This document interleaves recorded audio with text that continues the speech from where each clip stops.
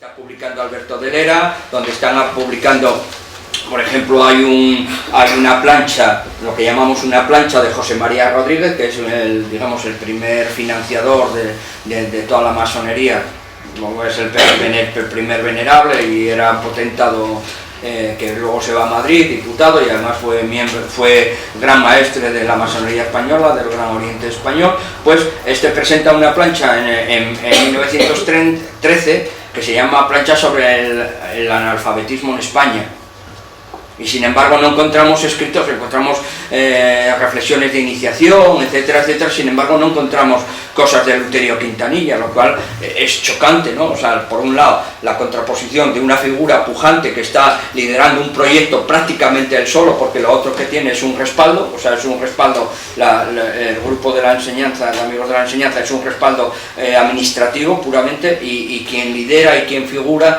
y quien es la figura potente es Quintanilla, pero sin embargo esa figura luego no la encontramos dentro de la masonería. Claro.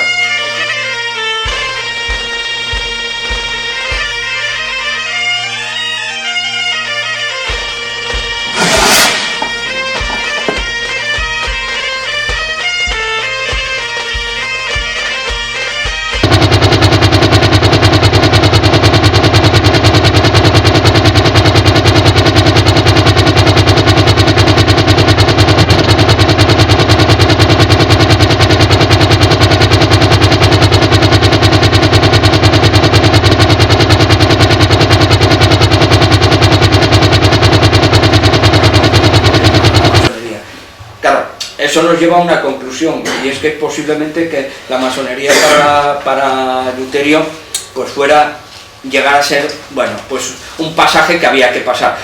Eso le franqueaba neutralidad. Si él era masón, frente a los suyos no podían ser muy beligerantes, ¿no? Y además había que apoyarlo, digamos, primero porque el proyecto era propio de la masonería, y también porque él era miembro de la masonería y nos debemos ayudar, a pesar de que luego nos critiquemos y nos sajemos bastante, y nos fajemos bastante, ¿no? Evidentemente aparece en 1933 como suspendido de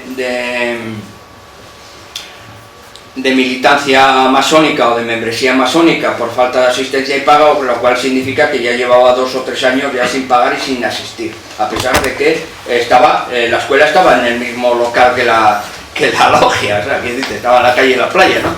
Pero bueno, yo creo que cuando una persona se inicia en masonería, lo típico es alcanzar el grado 3, que es el grado de maestro masón. Luego ya uno ya puede perder un poco el interés, porque ya parece que no hay, como con los misterios ya están todos descubiertos. A partir de ahí, pues bueno, pues yo ya vi, digamos, el mundo mundial, me voy, ¿no?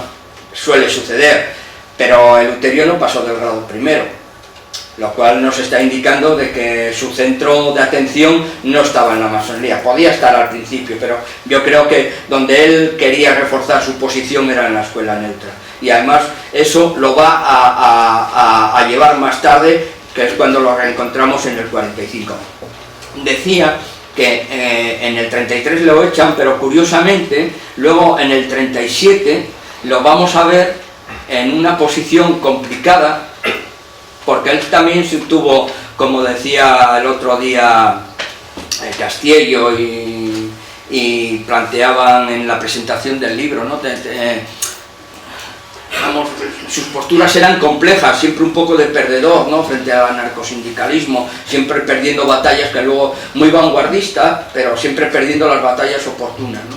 Pues lo tenemos por un lado expulsado en el 33, y sin embargo en el 37 lo tenemos otra vez defendiendo con Acracio Bartolomé y con Mayada como miembro del grupo Orto de la FAI, defendiendo dentro de la FAI que la masonería no era contraproducente ni debería estar fuera de la militancia faísta ni anarcosindicalista.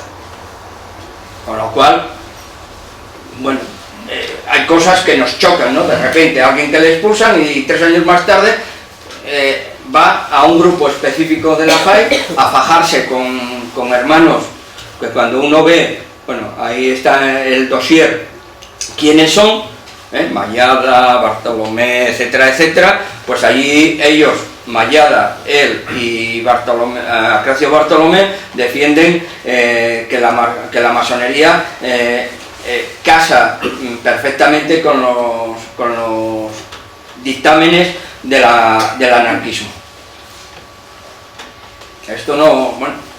Esto nos da también, como digo, digamos, la estructura mental de Luterio, ¿no? Era una batalla perdida y sin embargo lo neutralizan. La Fainó toma en ese momento posición, lo deja aparcado porque evidentemente el marchamo de Luterio, de Mallada y Bartolomé son muy fuertes y me imagino que frente a una posible fractura, pues no... Estamos hablando del 37 ya, o sea, en otra época esa batalla con la internacional trotskista hubiera sido mucho más potente, pero en aquel momento digamos que interesaba en otras cosas.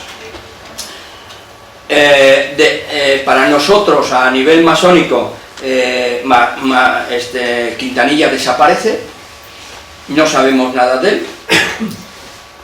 Y la primera noticia porque, bueno, en este sentido, yo no sé si tuvo mala suerte o fue una suerte buscada, él en el exilio, y lo hablaba con Chema, en el exilio no se queda vinculado al exilio de Toulouse.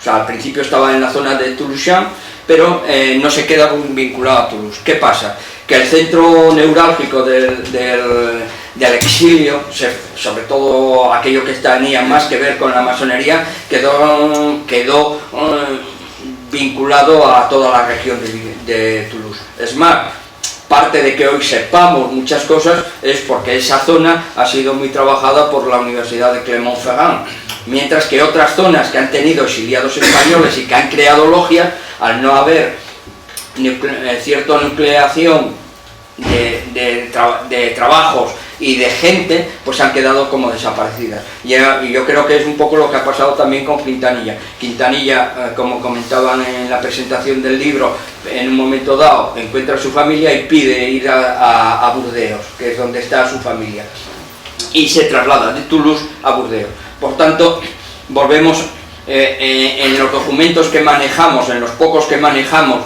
de logias y de movimientos y de cartas entre unos y otros pidiéndose ayuda unos a otros, pues nunca aparece Luterio Quintanilla. Aparecen muchos personajes asturianos, tirando además de su propia asturianía de unos con otros, de donde está, por ejemplo, Maldonado, que fue el último presidente de la República en el exilio, pues planteando, pues oye, fulano está en tal sitio, oye, me podíais hacer llegar un dinero, etcétera, etcétera, ¿no?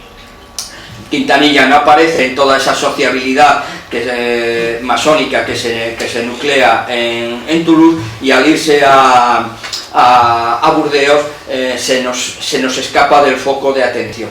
Realmente Burdeos no es un foco de atención, a pesar de que por ahí entró parte del exilio, pero a nivel historiográfico no es, digamos, no ha tenido tanto relieve ni se ha puesto tanto enfoque en esa concentración. Es más, también hay muy pocas logias españolas nucleadas en Burdeos, una o dos o tres me parece.